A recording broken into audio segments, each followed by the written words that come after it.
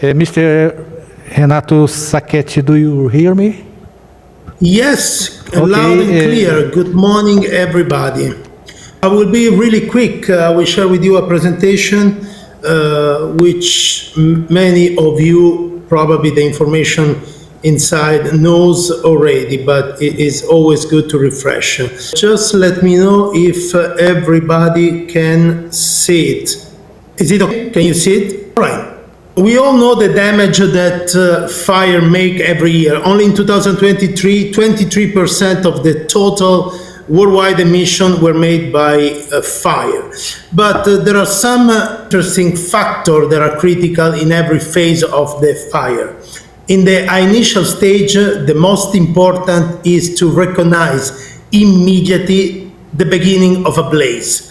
And today, of course, with drone and thermal camera, this could be quite easy. In the second phase, it's very critical to have either in direct and indirect attack to have speed of intervention, precision, and maximum, this is very important, maximum hourly flow rate of extinguishing. In the last phase, it's not important to have a big aircraft or to have speed, but it's very important to be precise. This is the reclamation phase.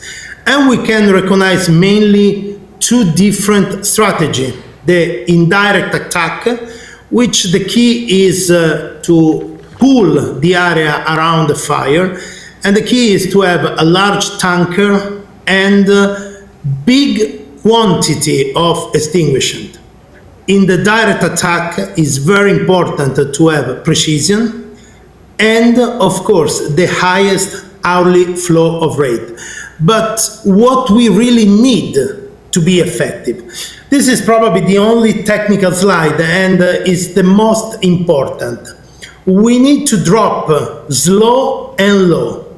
Just to give you an idea, if I drop at 140 knots and I drop at 400 feet, only 40% of the water will reach the ground.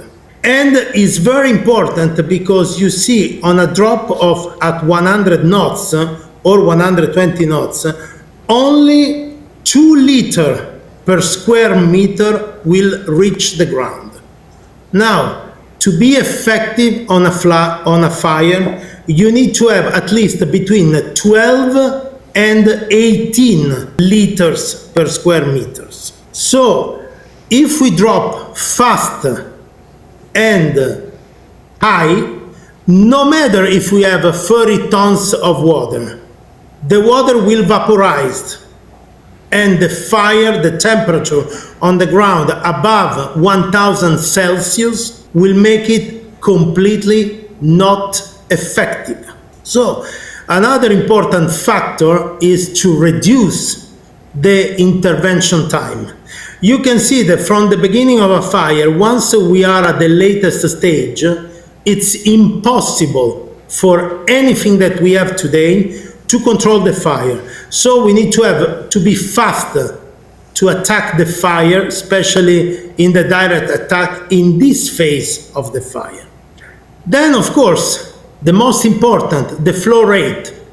If I can refill water close to the fire, is much better than go back to the airport, because if I go back to the airport, meanwhile we increase the phase and then we are not effective. The precision is key. Now, today in the military, we have a military aircraft that can drop a bomb with precision that can go maybe a mistake of half meters. In the wildfire, we have nothing rather than experience of pilot to control the precision of the drop.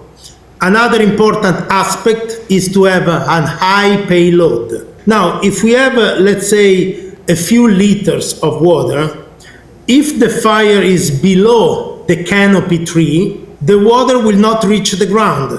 So we need to have enough water to break the canopy tree to allow the water to reach the ground. And most important, operate at night.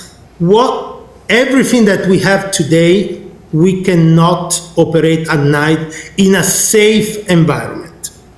So, what we have today, very large tanker, single engine, large scooper, but no one of them combined give the solution. And why? Because the solution is not just an aircraft. The solution is, like the military, an integrated system that can exchange information between all the actors in the fire: ground, drones, aircraft, ground crew, SATCOM, and server with artificial intelligence.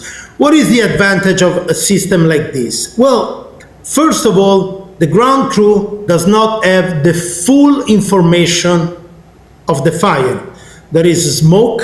They cannot direct precisely the attack on the ground from the aircraft, and they cannot understand the priority. What is the priority 1, priority 2, and the right strategy to be effective. And to do so, we need to have integration and data, what we call situational awareness. So, as you can see, the aircraft is the center of the system.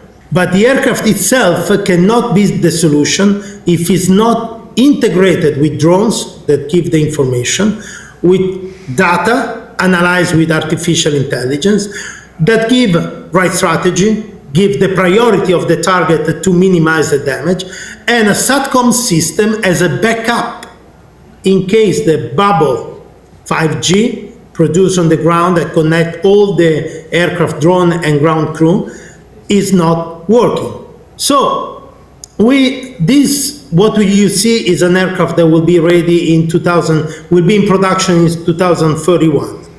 But of course, why no one produces such an aircraft? Because the market for aerial firefighting is too small, but an amphibian aircraft can land on the Amazon River, guarantee the high hourly flow that is required to be effective, but could be used for search and rescue, maritime patrol, medical evacuation on the sea, emergency relief, and also light transport.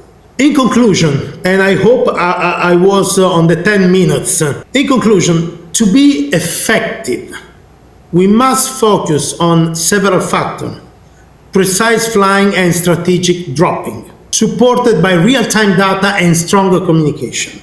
Now, the point is that we have today all the technology, because thermal camera we have, drones we have the comm, we have the data, we have the algorithm for artificial intelligence.